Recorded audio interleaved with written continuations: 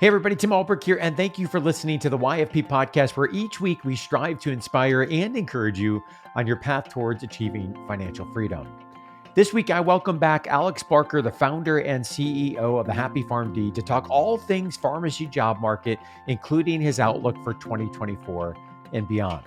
We discuss Alex's take on Pharm, the recent walkouts and the efforts of pharmacists to unionize, the desire and shift that he's seen for pharmacists wanting remote work, the transition that's happening to pharmaceutical industry roles, and Alex's vision for the profession of pharmacy 10 plus years into the future. All right, we got a good one for you this week. Let's jump into my interview with Alex Barker, the founder and CEO of the Happy PharmD. Alex, welcome back to the show. Thanks for having me, Tim. It's a pleasure. So you've been on several times. I suspect most of our listeners know who you are, but just in case, give us a quick background on who is Alex Barker and what is the Happy PharmD? So I created the Happy PharmD in 2017 to help pharmacists get careers and jobs that they would actually enjoy. I was on that pursuit myself. I was a burned out pharmacist for a few years as a clinical pharmacist. Didn't enjoy at all what I did. Spent 5 years trying to figure out that process of creating a job that I would love. And here I am doing it and now helping over, I want to say it's like 2,400 pharmacists that have gone through at least one of our programs or taken one of our classes. And we've learned a lot about what pharmacists want and what they don't want. And I'm excited to share some of those insights with you today on the podcast. So fun fact, Alex, I don't know if we shared this on the podcast before, but I was one of your early clients. You were. This would have been way back when in 2016, 2017. At the time, Tim Church and I were writing the book, 7-Figure Pharmacist. Yep. We were just launching the brand, the community, trying to figure out what was the next step of kind of moving that from a hobby to a side hustle to a business. And that was fun. And you provided tremendous value to me. And to hear that you've helped over 2,000 people, your team has helped over 2,000 people and many more to come. That's legacy stuff. That's pretty cool. So congrats to you and the team at the Happy PharmD. That's really awesome. Thanks. Yeah, it feels good. At first, it was just about helping people, and it became more about families and changing the profession. Yeah. And to me, that's what's exciting. You know, a lot of the pharmacists that come to us are from hospital and community typically. That's where the majority of the jobs are. And that's where a lot of people are burned out or tired or just have low, job satisfaction. And getting them into stuff that they actually enjoy frees them up. They get to be present with their families more. They get to go to the soccer game. They get to pick them up from school. I mean, you're doing that now, right? In your business, then there's nothing better than enjoying your work and living the life that you want to live. So it's a privilege that I get to do it. I love that. I always share people as they're thinking about starting business or business ideas. When you can find that intersection between a business that is solving a problem that people are willing to pay for, and it aligns with something that you're passionate about and is adding value and is adding transformation, that's a really sweet spot to sit in. Doesn't mean it's going to be easy, but it's a sweet spot to sit in. So I'm excited. Yeah. I really wanted to talk about career trends in our profession, maybe for obvious reasons. There's a lot going on out there, and we're going to dabble in several different topics, but this is a topic I've been interested in throughout my career. I've done career development in previous roles, but you are the expert. Your team are the experts when it comes to career development, career transitions, career trends that are happening inside of a profession. And so I wanted to pick your brain on what the heck is going on right now. What's your take on, some of the hot topics in our profession, and where do you see things going, not only in 2024, but I'm also going to ask you to project out a little bit further than that. And, where do we see things going with a lot of the disruption and the change that we have coming? But I graduated in 2008, and that wasn't that long ago, but a lot has changed in a very short period of time. Yeah. Back then it was 6 figures in a car, right? That was the saying. It was just about ending around 2008. I was still there. I mean, there was 6 figures in a car, I would say, for a couple years, probably getting towards the end of that. I remember the line that keep going around our class. There were rumors of a $1 million contract out in Alaska for 3 years with one of the chains.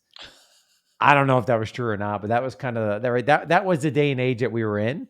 Rumors are fun. Um, and that was the day and age when it was, hey, don't worry about your student loan debt. Like it'll just take care of itself. Yeah. So thankfully we've made some dents in that. But I want to talk about first, the Pharmageddon that has been coined recently, the recent walkouts that I think everyone has realized not only internally through people that have been sharing, but that's made national news outlets, CNN, NPR, NBC, and so forth, and some recent efforts and announcements around unionizing, which isn't a new effort per se, but it's a rejuvenated one.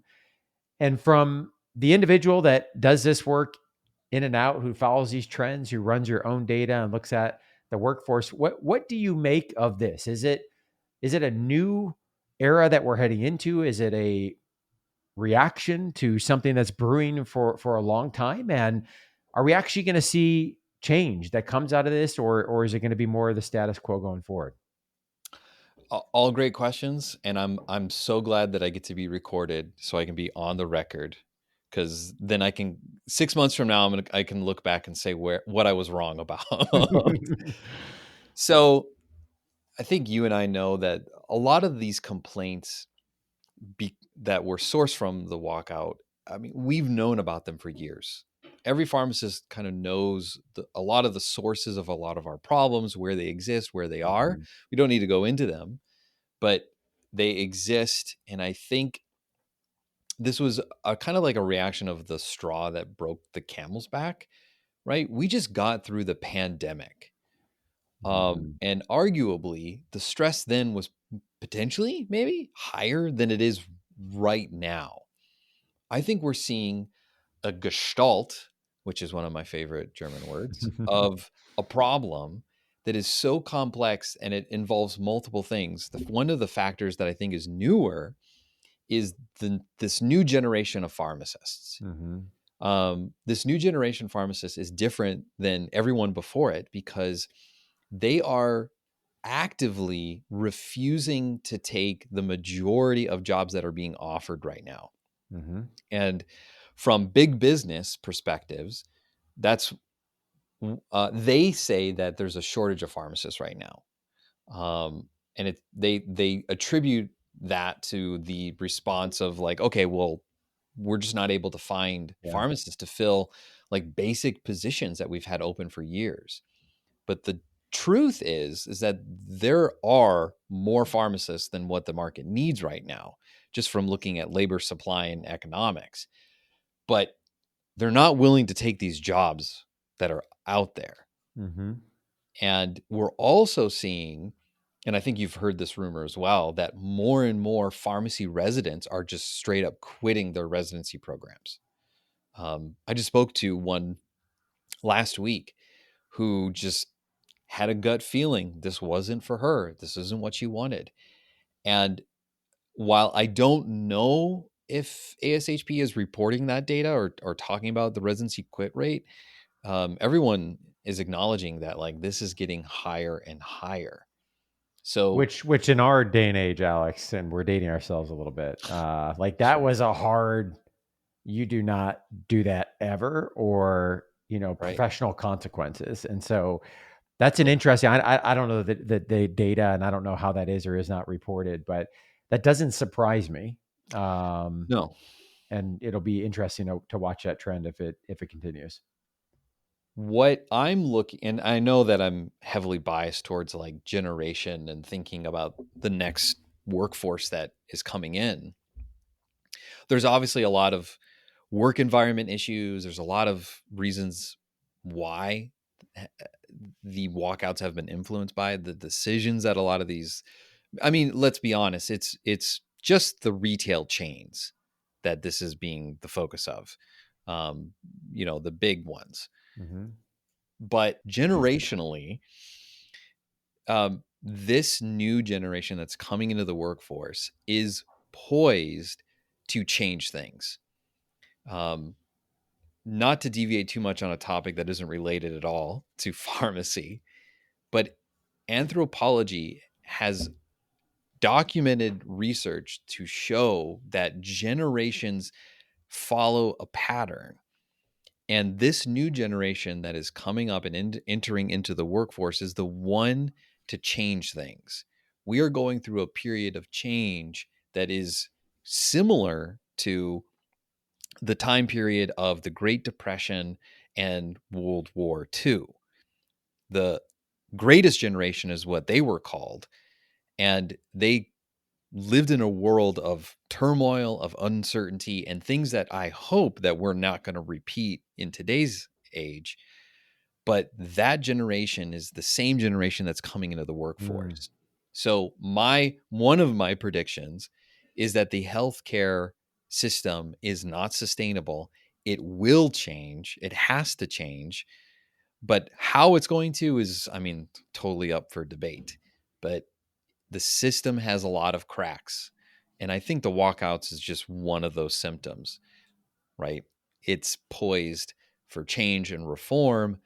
Now it's going to be up to whether or not the powers that be listen to make those changes happen. Yeah, I think a couple of the trends that I'm watching, and again, it's just the day and age that we live in. I've been in some meetings recently where there's been individuals at a fairly high level, at a chain level, talking about the response to this and what's involved in this. And one of the ahas I had through those conversations is that if you think about the groups that are walking out and who are able to have some of the momentum around the farm again, they can mobilize quickly, right? They Mm-hmm. can mobilize quickly in the messaging. They can mobilize quickly in getting the word out there. And for anyone who's been in a management leadership role, you know that you can't necessarily mobilize quickly when it comes Yeah. to getting press releases out, getting information out in a way that, perhaps reaches people where you want it to reach and is said in a way that you want it to be said without a lot of the guardrails around it. And that's an interesting dynamic to watch right now of like who's really controlling the communication streams. Um, and I think that's going to be an interesting one to follow because Alex, you had a poll on LinkedIn recently where you asked people about the impact of the walkouts. You had over 600 votes. 45% responded that they didn't think the walkouts were going to have any change on the industry. 40% responded they thought eventually it would change the industry. So depending on if you're a half glass full or not person, you can look at that one way or the other. But my question is like, where does this go, right? Because when you think about the book that always comes to mind is former presidential candidate Andrew Yang wrote a book called The War on Normal People several years ago. Mm. And he talked about the impact or potential impact of autonomous driving on truck drivers.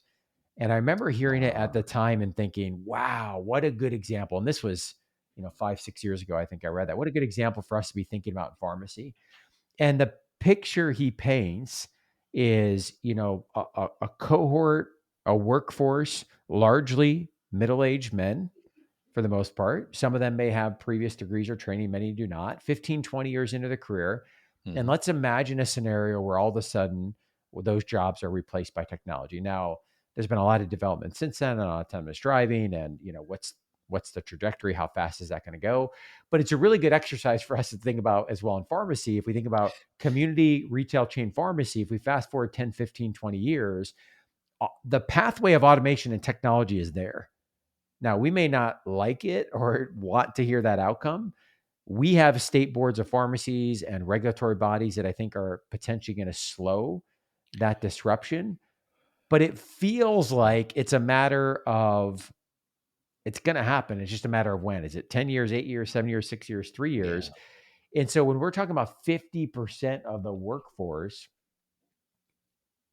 the work you do and coaching people through career transitions, we potentially have a huge chunk of the workforce that we need to be thinking about redeployment into other fields. And does that come quick or is that more of a slow off ramp? Or it might be dramatic. What comes to mind is the entire horse industry, like in 1914, which I think is like the year before the Henry Ford model came out. Hmm. And in a matter of 2 years, an entire industry fell apart. There wasn't a need for blacksmiths. There weren't a need for stables. There weren't a need for breeders, as many veterinarians. I mean, tons of people's lives were impacted in a matter of just a couple of years because we innovated on technology and we created something more consumer Mm-hmm. beneficial, right? The car. When I think about technology innovating, I look back to that 1999 congressional Mm-hmm. statement talking about the shortage of pharmacists Yeah. that was going to happen, which never happened. There was never a shortage of pharmacists. And there was no real indication, according to actually one book that analyzed this prediction, there was really no significant signs that indicated that that was ever going to happen. And also, they didn't equate for the changes in technology that was going to happen in the early, 20s Yeah. or 2000s. So when I think about what's going to happen, AI and the huge boom that we're going through right now, I think it's really similar to like the .com boom and bust that happened in the early 2000s. When I think about the core aspects of pharmacy, it's the human element that has always been present. And for the things that are more mundane that can be handled by technology, I think those will be replaced. How do we redeploy those people? I think it involves learning new skills and building new models. You and I talked a little bit before this that like what does the future look like in pharmacy and what do I hope for? My hope is that we figure out who we are. My hope is that the associations band together instead of vie separately and really try to create a unified professional identity about who we are and what we do and elevate and showcase those pharmacists that are doing those practices and leading the way forward because the dispensing model is done. It's been done for a while, and there's really not a lot of innovation happening there. There are some really cool players in the independent space that are doing innovative things with more so services, clinical services, but the future of pharmacy cannot be product only related anymore. It can't just be about medicine because the opportunity in the States is just not there. Mm-hmm. Mm-hmm. Um, so my hope is that for anyone in one of those positions, whether it is hospital or in community, you're thinking ahead and looking to the problems of the business that what they currently have and hopefully getting super curious about how you can solve those Yeah. problems. You don't have to Curious. start a Yeah. business. Tim and That's I are right. just entrepreneur fanatics. We love talking about it, but you can figure out problems in your current organization. And that's really how to create an indispensable career. It's just focus on those problems, get super curious about them, try to fix them.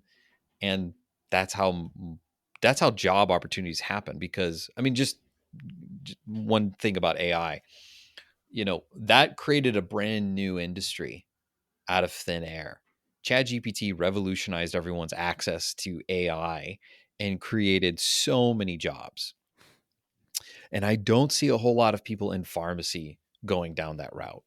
It is totally doable. It's totally possible. In fact, that pharmacist I mentioned earlier who quit her residency is doing just that. She is now going into the AI and Mm. startup route and utilizing her pharmacy knowledge. Yeah. So it's not impossible. It can create new jobs, but it's going to eliminate ones that the market really no longer values.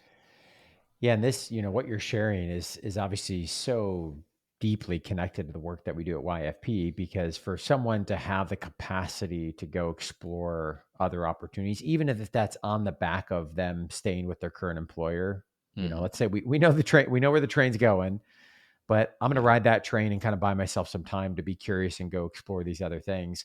Having the financial plan and the foundation in place to allow yourself to be curious, right? I often will say is if someone doesn't have their financial house in order, you will suffocate curiosity. And it Yeah. doesn't have to be, to your point, it doesn't have to be a business. And actually, in the vast majority of the cases, if we're talking about the numbers we're talking about, we have over 330,000 pharmacists in our profession. Half of them work in the space that is tied in some way to a product. If we're talking about any percentage of that being redeployed, it's not going to be a big dent that's going to be entrepreneurship. It's going to be what Right. you're talking about. It's going to be people that are identifying opportunities, within organizations that maybe are in the Department of Pharmacy, maybe they're not. And this is like any other profession, any other career trajectory for the most part. Obviously, there's some examples where it's a very linear path, but for many of us that graduated, I graduated at 24, the 06 doctorate program. I was put on a one-way linear path. Yeah. And we get stuck thinking on that pathway. And when you talk with people that, maybe they graduated with an undergraduate psychology degree or a business degree, and then they took one job and then they took another job and another job, and they skill stack over time, Yeah. right? But you Right. can't, I say, draw a clean line of experiences like we want to envision in pharmacy. And I think that's a Yeah. scary thing to think about. Well, I think it reflects our professional identity. We love A to Z plans, right? We want it all laid out. We want to know what is the right thing to do to be a pharmacist practicing at the height of our license. And once we have that plan, then we know we just got to stick to it. And we have been trained and programmed through our education system to, I mean, just do that from kindergarten to last day of Yeah. pharmacy school. We were told exactly what we needed to do. And then we get out into the real world and realize it never operates this way. Maybe only in rare circumstances or going into a major corporation do you see the ladder before Mm-hmm. you. But in Mm-hmm. pharmacy, the ladder is really short. Most people do not go up the corporate ladder, save maybe in pharma. But it's all just about, well, get your degree, pass your boards, go get a job. Yeah. And then that's it. Yeah. And I think the other aspect, something you mentioned is getting into that track. I think about it's who you're surrounding yourself with. Just thinking the same thing. Yeah. Mm-hmm. I was going Mm-hmm. to ask you, once you entered into the workforce, did you kind of feel like you you came out of school maybe like really excited, right? I finally have a job. I'm going to get paid to do this thing. And like there's excitement to both learn and practice. Mm-hmm. And then you look at everyone around you and no one else feels that way. Everyone else is like, oh, it's Monday. Mm-hmm. What did you Mm-hmm. do this weekend? Or like there's just no passion there. At least that was my experience. And I think if that's who you surround yourself with, that's who Yeah. you end up becoming. Yeah, and to that point, it can become an echo chamber. You talk about Yeah. the short ladder, like and this is true in any part of life. We're talking professional here. This is true in your financial life and business and your pursuit of physical wellness and and anything. Like, are we being stretched and challenged, and are we being curious? Yeah. Right, to your point, I love that word, curiosity. And if we're in an echo chamber of our department where everyone's thinking and looking at the same short ladder, well, that's the only ladder we know. And if Right. you start to put yourself in situations where you realize, wow, like she did something really cool. And I'm thinking about your community, Alex, and the Happy PharmD, like so and so, had this opportunity, and then they went here and they did this, and they realized it's about the skill stacking. And I always love to give the example of my brother because he's such a great example of this, where you got to get yourself out of the mindset of your degree and the only thing you can do, and really focus on your skills and what you can bring. He was an industrial engineer by training. He went on the fast track to investment banking with one of the large firms. Was grinding that out for several years to the point where his bonus was bigger than his salary. One of those gigs, doing Mm. huge international banking. Kind of got to this point of like, I see what I see, and I don't want this to be the path that I'm on for the next 20 plus years as I raise my family. Walked away with no plan, moved from London to Buffalo where we grew up. Took 9 months to explore, like, what were the things that he liked, didn't like, what was he interested in, not what was his degree or where he worked, but what could he bring to an organization? How can he tell that story? And he ended up taking a job as a president of an advanced manufacturing firm, right? And then he eventually left that, and he's since bought a business and doing something that's completely different. It's about the mindset and the Yeah. skills. And I suspect that's a lot of the work that you do with your clients, is kind of breaking out some of the shell and the habits that we form. Yeah. In fact, we have a survey that we've been developing and working on where we assess where pharmacists find the most fulfillment. and what careers match that kind of fulfillment. And overwhelmingly, every pharmacist has a very high rating for anything relating to soft skills. Hmm. So very few people care so much about like the actual hard skills of pharmacy, right? So whether it's dealing with software, programming, Yeah. providing patient assessments, like anything that you learn technically, probably from school, consider it a hard skill. But where pharmacists don't really utilize, I think, very well for career development is just all the soft skills that they build in any job that they've ever had. Those skills can follow you to wherever you go. Mm-hmm. Um, I just did a I just did a class, a CE, this morning about imposter syndrome, and there was a few people on there that were saying like I was working a pharmacy job and I quit. I had had enough, and I don't think my skills lend themselves very well to any other kind of job. Hmm. And I was like, man, what is the message we're sending Mm-hmm. to our pharmacists that like you've got such a narrow skill, there's nothing else that you can do with it. I mean, Yeah. there's so much from teaching to leading to being a manager, and I mean practically any sector, Yeah. because we're all organizational minded. I could go on and on about the different Yeah. jobs that we could do even outside of pharmacy, but Yeah. there's so much opportunity out there. But the narrow minded nature of looking at what you can do, I think, prohibits people from seeing Mm-hmm. jobs that they could actually have a lot of fun doing. So, as typically goes when you and I get on a conversation, I think I had 10 or 12 questions prepped and I'm on question two. So, Yep. but I want to ask you about a trend that I've been following from afar, but I know you've been looking at closer. I saw you post on LinkedIn several times, which is a trend and a shift around remote work. You had a post recently on LinkedIn that said you have been inspired by countless success stories of pharmacists who've embraced remote roles, reclaiming precious moments with family and friends, exploring the world, being present for all the important things in life. The perks of remote work are limitless, but it often comes at the cost of a potential pay cut. Hmm. So, what are you seeing in terms of both the interest, what's driving that interest around remote work, and then the opportunities that are available in that space? So I'd start with the opportunities. Practically almost any job can be remote for pharmacists. Now, I say that with some caveats. The most common jobs right now are community and hospital. Most people have heard of remote fill pharmacists for hospitals, but what about in the community setting? Well, like it or not, there are policies being put forth in multiple state legislatures that are allowing pharmacists to remotely manage pharmacies in communities where there's not a lot of access to Mm-hmm. pharmacies. I am not a fan of that kind of legislation, but I just point it out as to say bills are being passed right now to make pharmacists more available to patients via remote access. But where a lot of people are focusing their remote kind of work is in pharma. Mm, Those typically don't rely on people coming into a physical building. So a lot of pharmacists right now are really interested in that sector. But there's plenty of remote jobs available for just any.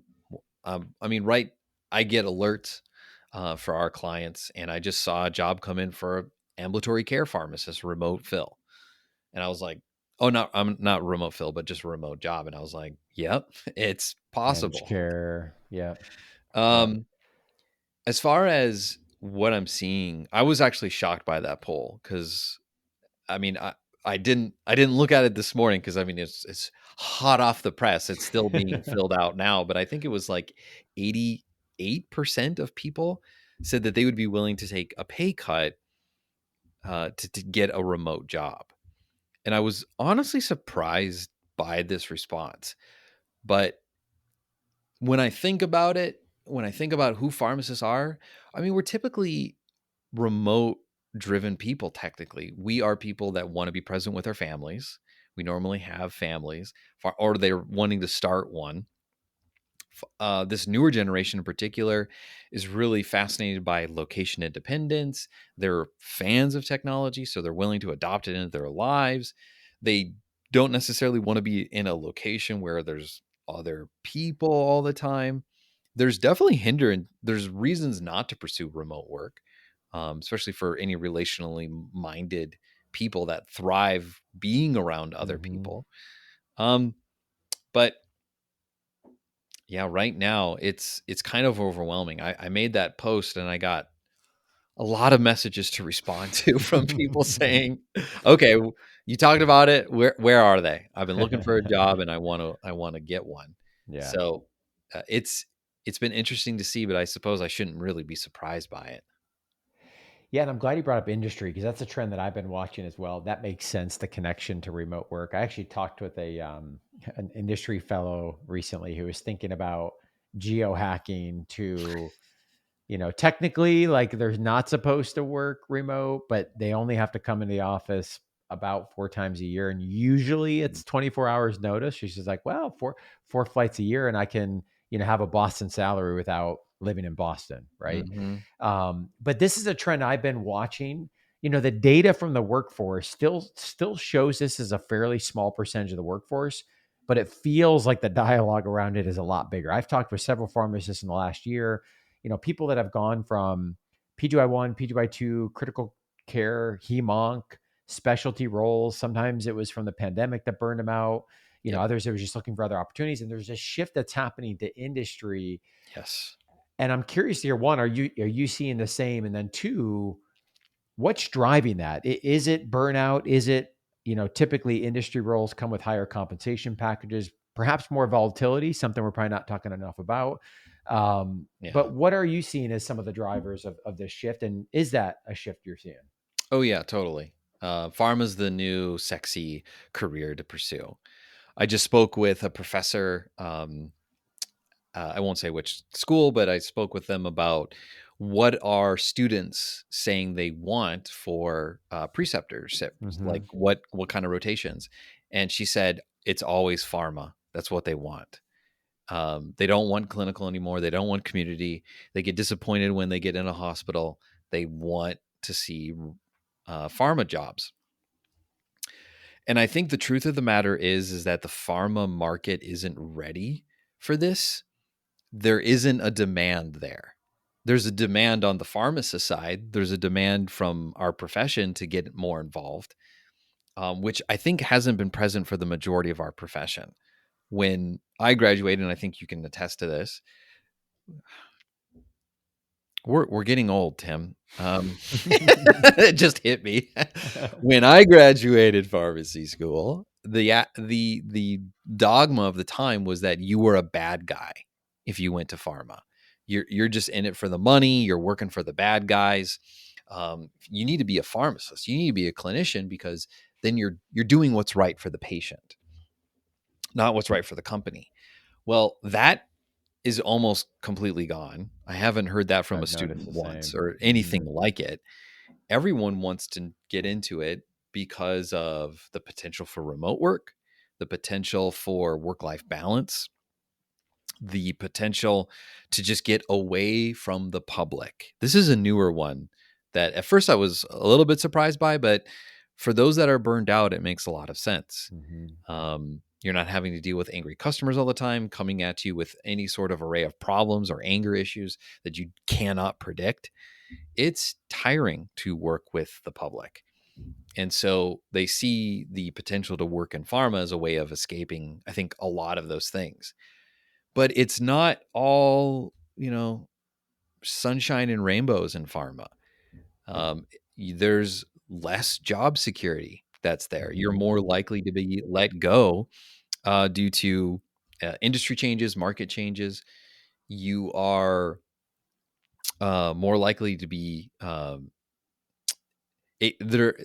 Well, I shouldn't say that with certainty, but there's just as many toxic work environments in pharma.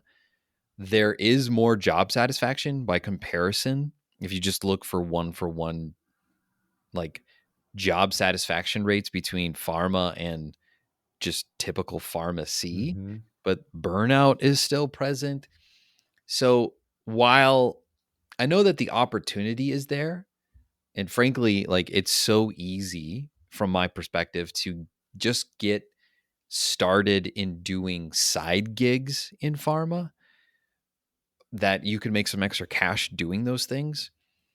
But it's a whole other thing to transition into the field with a job and expect remote, expect a 9 to 5, Monday through Friday. There are other pressures there for sure. Mm-hmm. So you Mm-hmm. have to be careful about what companies you want to get into. The trends are there. I don't see it going away anytime soon. Yeah.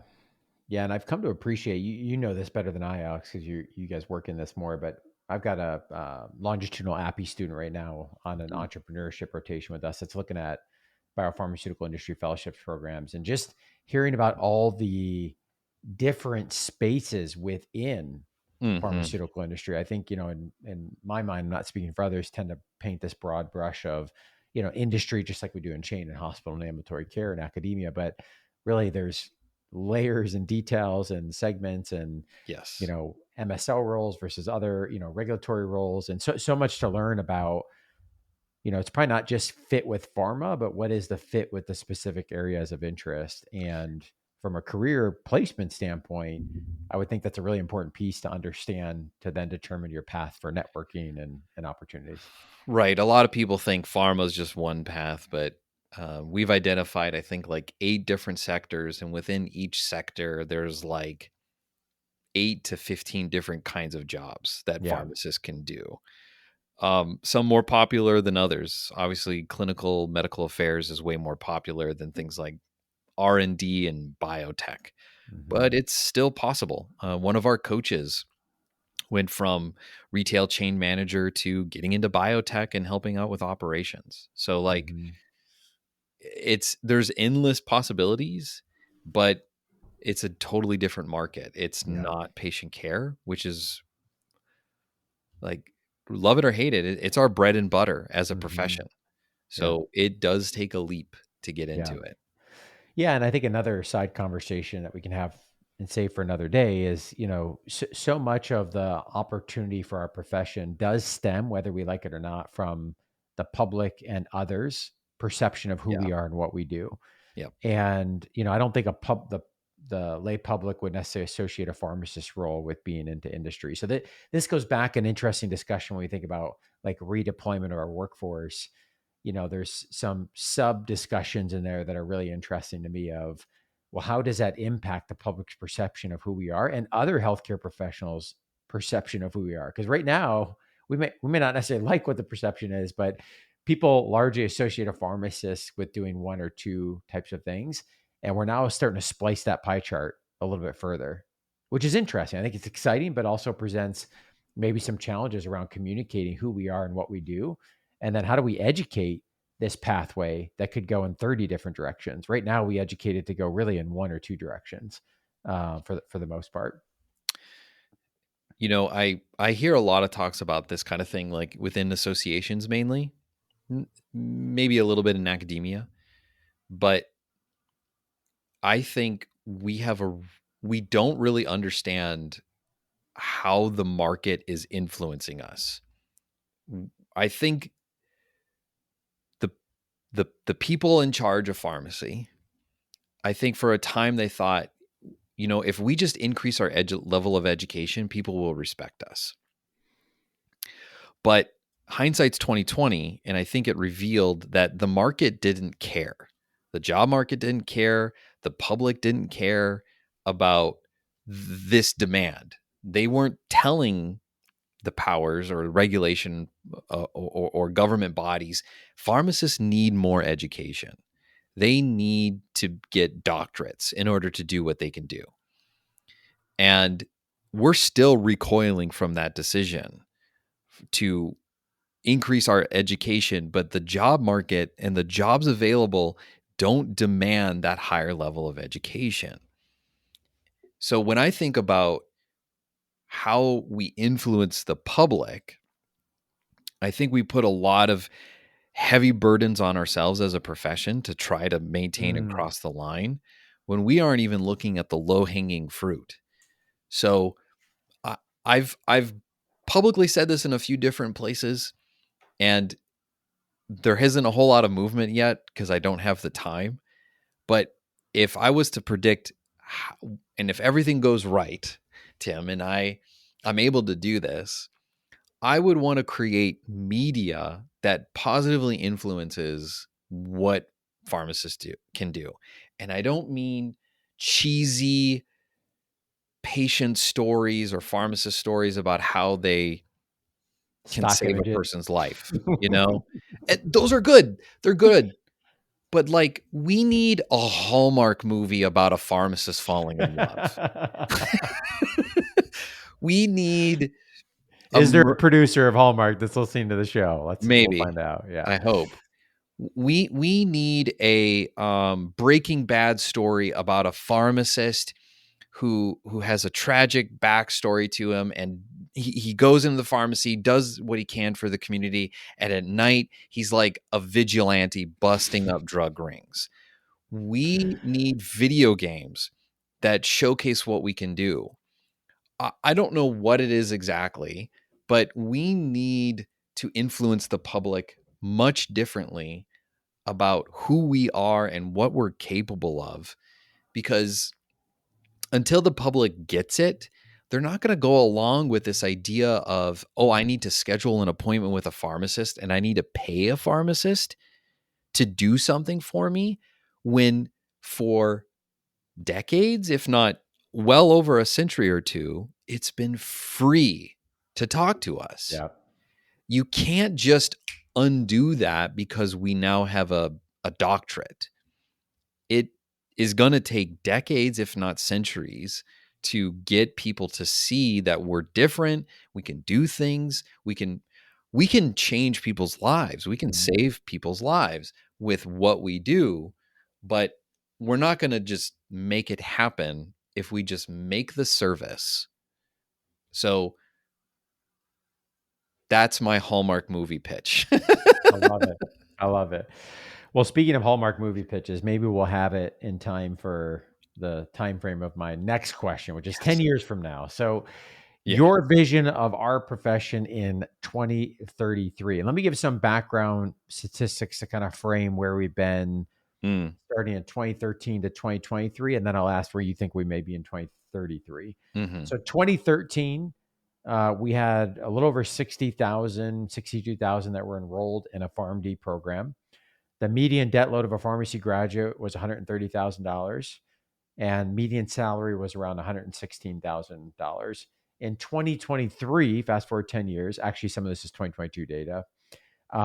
We're down from 62 to about 47,000 enrolled in a PharmD program, and we know that's still going down further.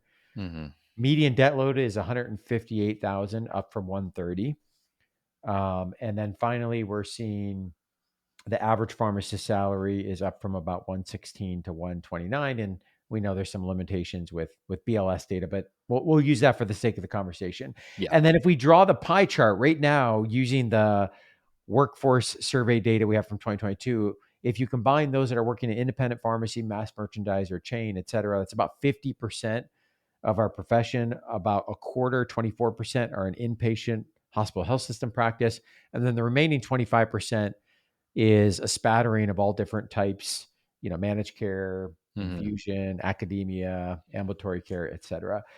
So when you think about income, when you think about enrollment, when you think about jobs, when you think about types of jobs, like where are we in 10 years? Because I think one of the questions that I think a lot about is where would things be moving with or without the guardrails of the state boards of pharmacy, right? I think you use mm, this situation we're in right now that led to a lot of the walkouts and things.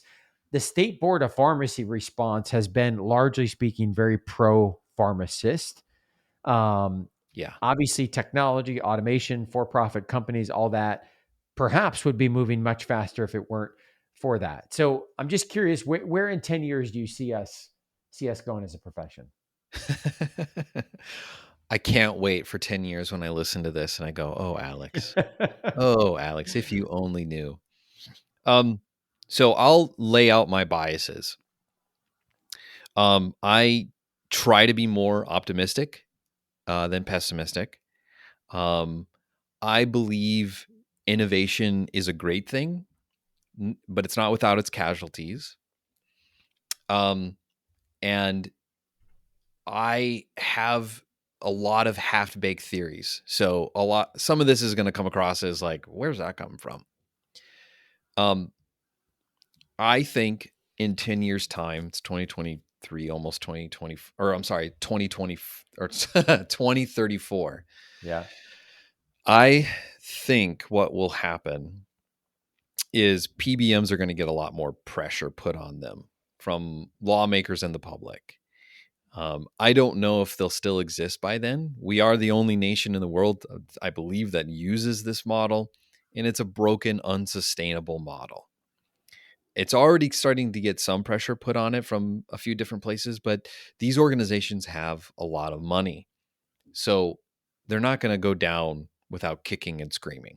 It's going to be a fight. And I think there's going to be some major legislation and court cases to be had over the next couple of years. I think that innovation will continue to drive service delivery within the pharmacy sector. So I think that this is going to drive market demand. I speculate that there will be a new role invented by 10 years from now. I don't think it will be a pharmacist focused role. I think it will be like a pharmacy advanced technician. I've already seen some like courses and certifications and things in place for that. But I think that the tech programs have been validated enough, both through, I mean, we all heard about that Walgreens technician who faked being a pharmacist for 10 years, right? Do you remember that a Mm-hmm. few years I back? do. Like Yep. 2018, 2019? That was the biggest tech program ever, with tens of thousands of prescriptions that were apparently safely approved by a technician, not a pharmacist. So I believe that there's going to be almost like a new profession of an advanced pharmacy technician, or call it a downgraded pharmacist. Maybe a pharmacist who only needs a bachelor's. And Throwback. because that's what is needed in hospitals and community pharmacy. You do not need a doctorate to practice pharmacy in those settings under current market conditions. In a distribution role. Exactly. So I think Ohio is a great example of this. I think more and more clinical services will be passed through laws and legislation that will create new jobs. However, my fear is that it's going to be the same story as MTM. I think that we're, based on the things that I've read, I don't know how confident I feel that we are negotiating for all of our worth and we're going to get another bad deal like MTM. So I think that more consultancies, more service oriented pharmacy solutions will be created over the next 10 years that'll create really interesting and doctorate level positions, to be sure. But, you know, I wasn't there when MTM was created, but I remember, and I've read the articles that people thought this is the wave. This is Yeah. what we can do. And it's been over 25 years, I think, since its implementation. And 2006 was the implementation. oh, was it? Okay. Yeah. I Oh, mean, I that's think the when the law was legislature, passed. yeah, I think it was implemented with Medicare. Right, I'm sure we'll Yes. have somebody correct me. I think it was Medicare Part D in 2006. Yeah. I got into college 2006. So I Yeah. definitely wasn't paying attention. Um, so it's been like 20, almost 20 years. And it's very rare to see a business successfully implementing it. It's viewed more as a distraction now. And so my wonder is how well are we going to be able to negotiate that into actual Yeah. payment for services. And I think that innovation will continue in technology, and that will replace a lot of what is happening.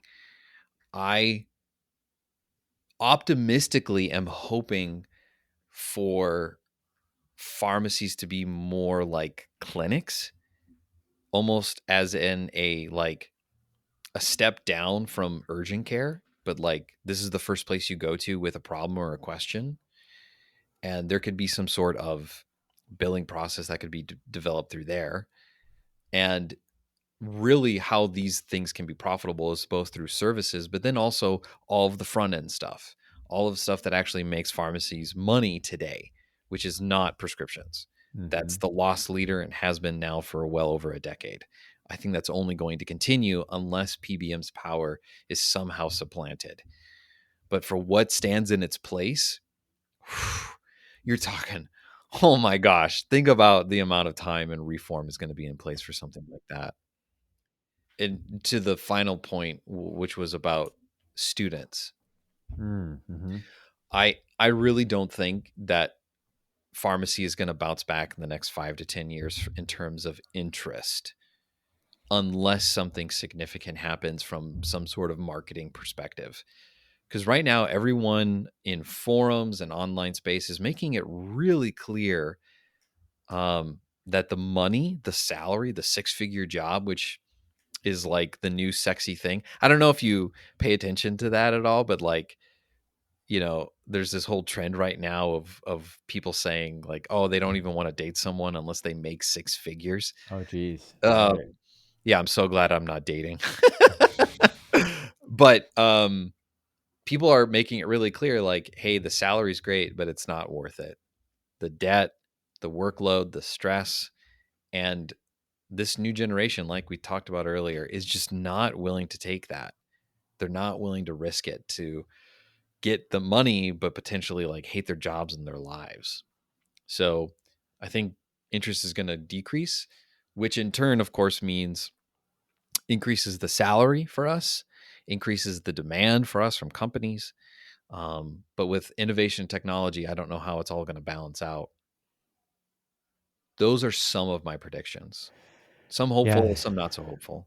That's interesting. And I think there's, as I've expressed to you before, like we need more of a space to have these types of conversations and bring in other types of opinions and stakeholders, without without feeling like we have to walk on eggshells, Yeah. and to have those conversations. And you do have to Mm. make some assumptions, right? And there's going to be some optimistic things and some that aren't as optimistic. But one of the things that I've always thought is interesting that you alluded to in your comments there is we have a physical footprint that is very unique all across the country. Now, misaligned with a business model that is sustainable and one that people want to be working in, right? That's the challenge that we're in. But we have Mhm. an interesting physical footprint that was developed, and we've run into challenges. I think maybe the vision 5, 10 years ago was, hey, really, pharmacists can fill the gap in the need for primary care of a shortage, of which that shortage is getting greater and greater as less and less physicians want to go into primary care and they want to go into Mhm. more specialties. Unfortunately, that I don't want to say that ship has sailed, but it's pretty darn close when you look at what PAs and NPs have done and the inroads they've made. Yeah. Um, but we have this physical footprint, which is a very interesting thing to be thinking about. And is it in competition with? Is it different than primary? What are the different ways we could be thinking about this? But I do think there's some interesting opportunities here that need a lot more thought and discussion. And you bring up several of those right there. So that's good stuff. As people are listening, if they're thinking about making a career transition, maybe it's hey, I'm ready right now. Maybe it's this is something I want to be thinking about over the future that's coming up. Where's the best place, Alex, that they can go to follow you, follow your work, and get plugged into the resources that you have available? I think the biggest question people have is, what can I do? Will the next place be even any better than what I currently have? Yeah. Are there other career paths for me? And those are all great questions that you don't have to figure out by yourself. I spent 5 years trying to figure that out. When Tim hired me as a coach, that was a point in my life where I still wasn't even really solidified in, hey, do I want to go into academia or do I want to create a business?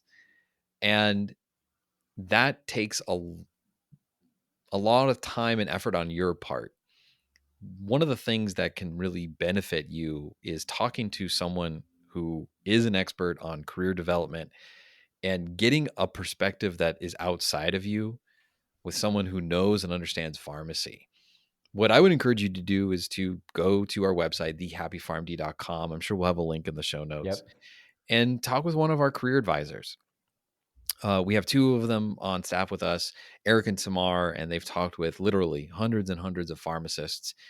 And really the first step that a lot of people take is like looking at, what can I do? And deciding on a path that makes the most sense for you, and then creating the strategy to transition, and not wasting a whole lot of time doing things like applying to countless jobs that you may or may not even like, wasting time not having productive conversations with people. But instead, I would encourage you, talk with us, have a conversation. It's free to do so, just like talking with a pharmacist. It's free to hang out with us. And in that, you'll get a little bit of a clear vision of what you can do and some next action steps to take. And if you do want to work with a coach, we can talk to you about what that is like, what it's like working with a coach, and how right now what we do with our clients is we work with them until they get a job. So I'm really excited about the future of pharmacy because we're helping people get all sorts of cool and awesome jobs. Like just last week, talked to someone getting an MSL role. So it's happening. There are opportunities out there, but I think there's a smart way of going about it. One that is faster, takes a little bit less effort on your part. That's with us. Well, great. We will link to that in the show notes, thehappypharmd.com. We'll also link to Thank you. Alex's LinkedIn profile. If you're not already following him on LinkedIn, I would highly encourage it. I enjoy the insights, Alex, you share on the career market that we have going on. I really look at you as an expert in the space. So I'm sure we'll have you on once, if not twice in 2024. But for now, appreciate the recap you've given of where we're at and potentially where we're heading. So thanks so much for coming on the show. Thanks for having me, Tim. As we conclude this week's podcast, an important reminder that the content on this show is provided to you for informational purposes only and is not intended to provide and should not be relied on for investment or any other advice. Information in the podcast and corresponding material should not be construed as a solicitation or offer to buy or sell any investment or related financial products. We urge listeners to consult with a financial advisor with respect to any investment. Furthermore, the information contained in our archived newsletters, blog posts, and podcasts is not updated and may not be accurate at the time you listen to it on the podcast. Opinions and analyses expressed herein are solely those of your financial pharmacist unless otherwise noted and constitute judgments as of the dates published. Such information may contain forward-looking statements which are not intended to be guarantees of future events. Actual results could differ materially from those anticipated in the forward-looking statements. For more information, please visit yourfinancialpharmacist.com/disclaimer. Thank you again for your support of the Your Financial Pharmacist podcast. Have a great rest of your week.